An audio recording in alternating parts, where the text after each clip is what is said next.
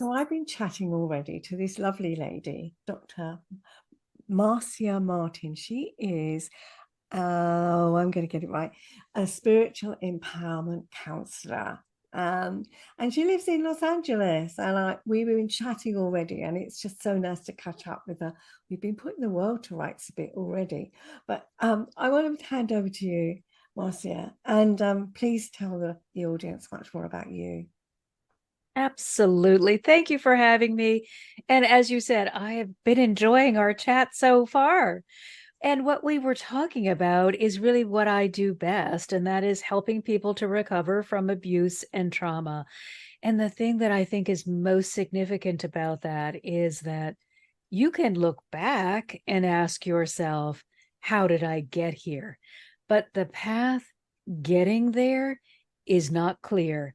It is hidden. It is a long, windy path, and it is so easy to fall into the dynamic. So, if you are a person who is currently experiencing any sort of trauma or abuse, the first thing I want you to remember is not to blame yourself and not to feel badly, but to recognize, okay, I am where I am. I did get here. I did allow this to happen.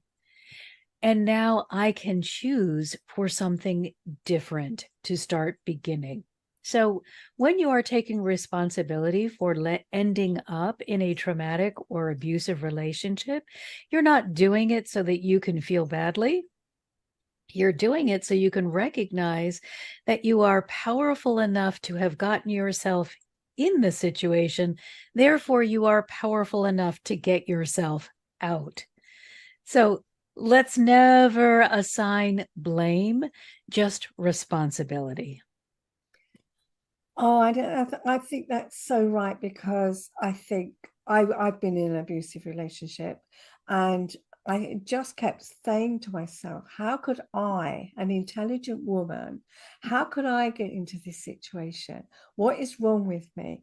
Why have I done this? And there's that, well, guilt is one thing. I think you can feel guilty and say, well, maybe I should have done something a little bit different. I could have thought a bit harder about this. Why didn't I look at the kind of red flags?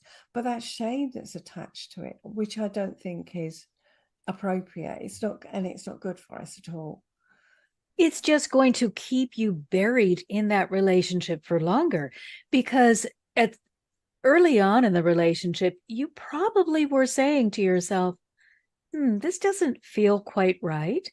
And then your abuser caught on to the fact that you were getting uncomfortable and they cleaned up their act for a while and you dug in a little bit more, as we do in relationships, and you invested a little bit more, as we do in relationships, and it became more problematic to leave.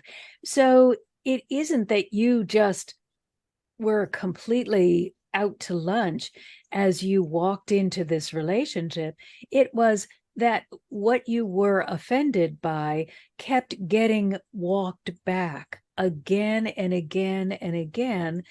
And because we never enter a relationship hoping it's going to end, we all say, oh, I must have been mistaken.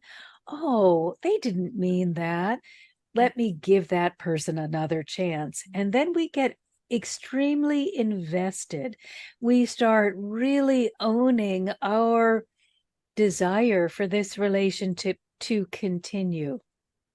This is why, when it finally gets to the breaking point, which is a beautiful moment, it's painful, but it's necessary and it's beautiful because it will give you the chance to release yourself.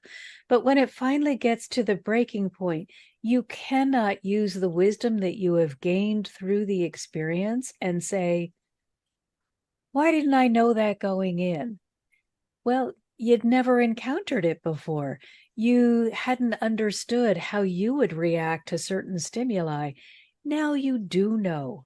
So now it is your responsibility to make sure you get out of that relationship and you hold higher standards so you don't get into a similar relationship.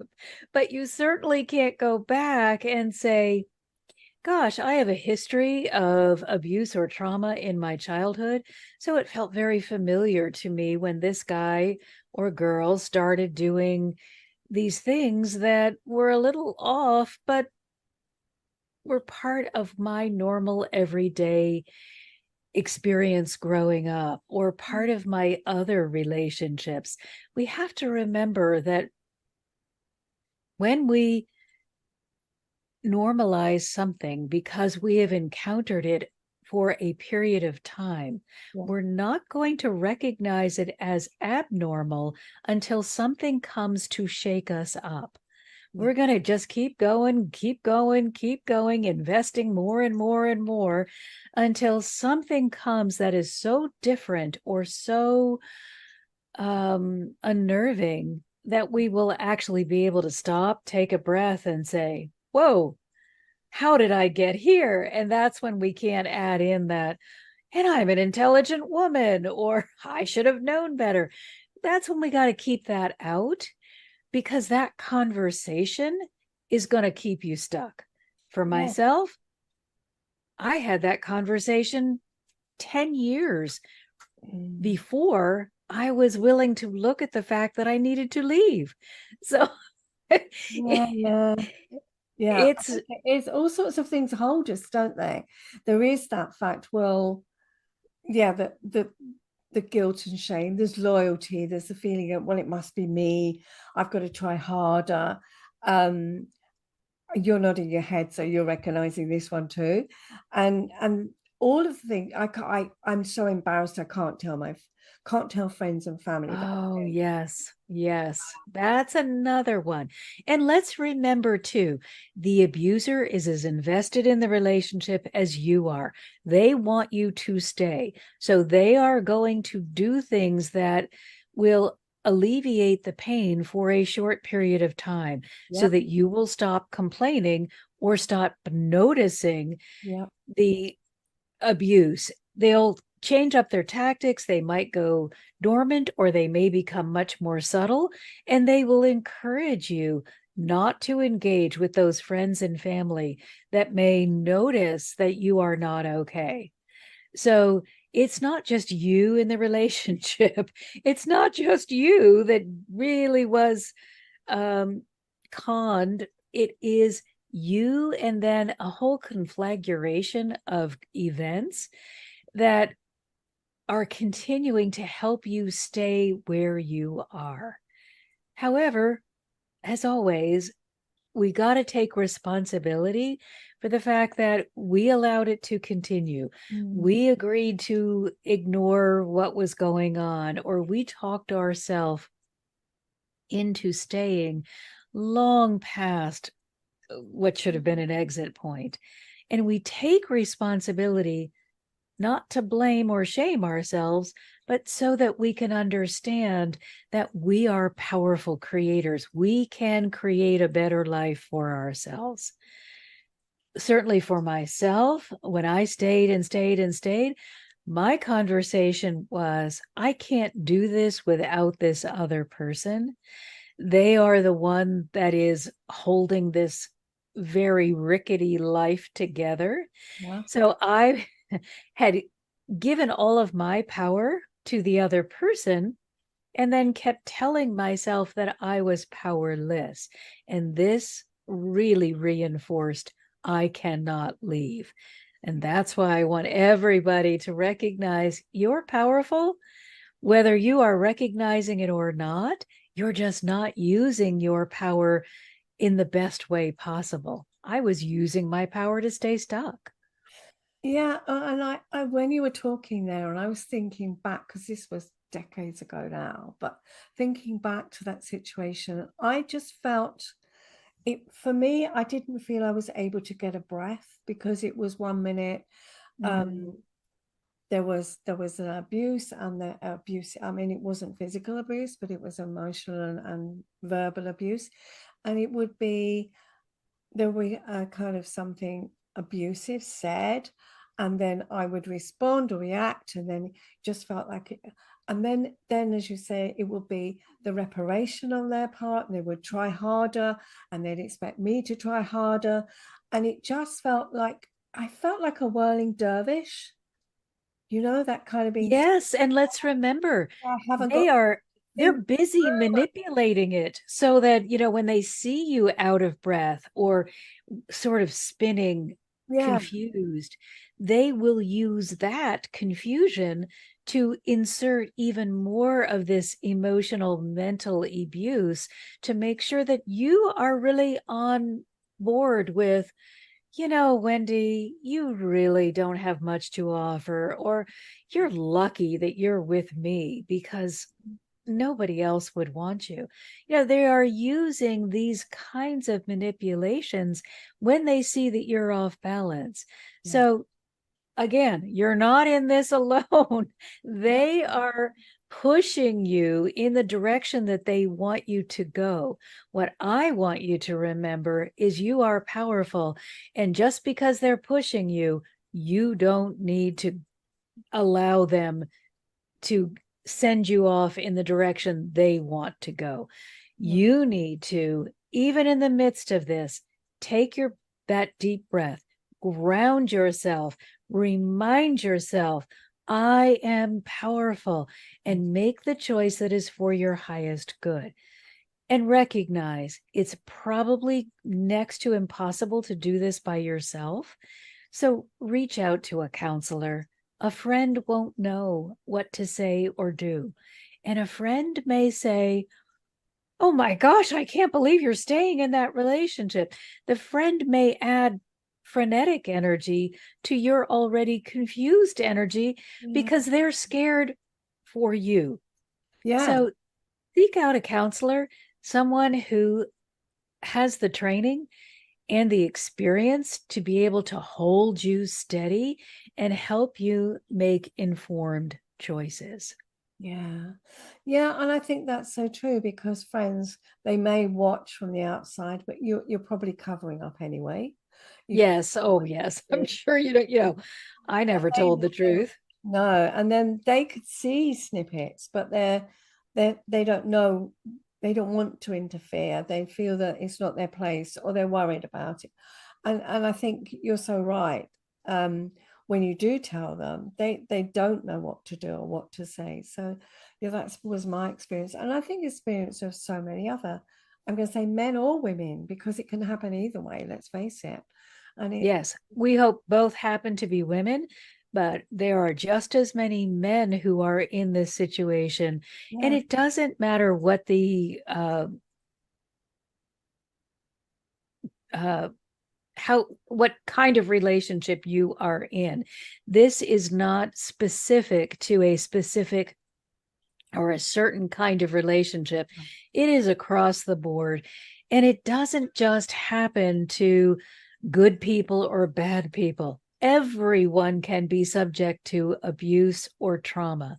So let's take away any of the labels or any of the ways in which you may be categorizing yourself. Like Wendy said, I'm an intelligent woman. I had the same thing. I'm an intelligent woman. How did I get here? yeah, It has nothing to do with your intelligence, your age, your sex, your gender, the type of relationship you're in. It is just a matter of, are you loving yourself enough mm, to get out of harm's way when you see that an individual may not be able to be in a healthy relationship with you? Or are you discouraging self-love and putting all of your efforts into loving another person? Are you saying to yourself, I will only have value when another person shows me that I am lovable? And I know that's how I walked into my relationship. Is I had really zero to limited self-love. And so I was easy pickings for somebody who was also not healthy and was wanting a relationship, not for the purpose of wanting to abuse me, but to make themselves feel better. Yeah, because I don't think the intention, there is sometimes people who will just want to abuse, but generally they're not going in with that intention. But No. it And the other person can be a good person.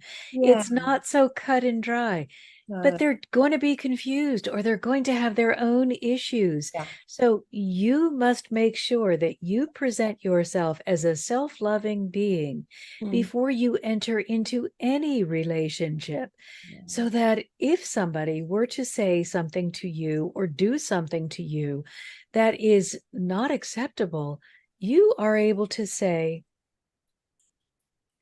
I'm just not going to put up with that. That doesn't feel nice. I am not going to stay in a place where I am not honored. mm, And you don't have to do it angry. You don't have to do it yelling or mean spirited. You mm. can simply say, this relationship isn't working out for me. Yes, yeah, exactly. And I think it's taking the courage to be able to walk away. It's taking the courage to say, I'm worth more. And who could I speak to? And I think so many people feel worried about speaking to someone like you or me because they don't know what to expect. They think they're going to be told what to do. They think they're going to be shamed even more and judged. And they may think that we will go and tell somebody, where actual fact, you and I know it's completely confidential. Only in the rare cases where we feel there is real harm to one or other of parties, do we think about we might take action and just, yeah, we've got to talk about this because we can't hold it if we feel that one or other, or even children could be harmed. But I think generally it is, yeah, we're going to hold it and we're not going to judge you. We're not going to tell you you've got to leave now. We're not going to tell you you're a bad person. We're not going to shame you because you're feeling bad enough as it is. You don't need that. Yeah, Yeah, judgment has no place in the healing process. no, definitely hasn't. No, you've been feeling shamed enough as it is without Oh, some. and I guarantee you that your abuser has been using shame as a way to hold you in place. And let's be very clear. If someone uses shame, they are not a very highly evolved person. They are not mentally well. You don't want to shame another person unless you feel somehow less than yourself. It's not normal to shame another person. It's normal to lift people up, to inspire them, to make them feel better. We grow and we expand and we all feel better when we're sharing joy. Yeah. So if someone likes to shame you, that's a red flag right there, especially if a therapist wants to shame you. You absolutely do not keep the second appointment. That is not okay. No, absolutely not. I just wanted to add that why, because people do feel quite worried about approaching someone like you or me. They're not quite sure what's going to happen. And it just is, it's a place, and it's a place for them to just always check out what's right and what isn't. Am I right in thinking this? Is this right? Is this okay? Because they've been doubting themselves for so long, haven't they? So I think quite often you want someone to, well, is it okay for someone to speak to me like this? Is it okay for somebody to treat me in this way? Because they've been brainwashed to believe they're the ones that are fault. And also, a very clever technique that is used is gaslighting, in which someone will deny that they said something. And if it goes on long enough, you really begin questioning, did I say that? So to have another person that is not involved say to you, I believe that you are saying what you believe you are saying, and this other person is pretending that they didn't hear it, you didn't say it, they didn't say it. When what they will often do is make you a promise and then pretend when you ask them to keep that promise, oh, Yeah. I never said that. And Yeah. And yes, they did. It Mm. makes it very difficult to be in the relationship because there's no solid ground. No. You get to the point where you're like, okay, everything out of that person's mouth is a maybe, but how do you live your life in a maybe? So it is important then when you would have somebody who you could rely on Yeah. that could help you understand if you want to stay in the relationship, here are some steps that you can take. Yeah. Or if you feel that you need to get out, here's support that I can offer you to get out with at the least amount of damage possible. Yeah. Yeah, absolutely. Well, thank you so much for sharing this today. Thank you so much for talking to me. I'm going to ask you, what is one thing that you'd like people listening to take away? I think it's so incredibly important that we recognize that our heart must be healed, not the romantic heart, that heart of unconditional love that connects us with our source, connects us with everyone. When we have gone through traumatic or abusive situations, we must clear that pain and that hurt so that we don't carry it with us. Once we clear it, we can really transform our lives. But if we continue to hold it, it will follow us and lead us back into more abusive situations. So clear and heal the heart so you can live a life that has been transformed into joy. That's great. That's great.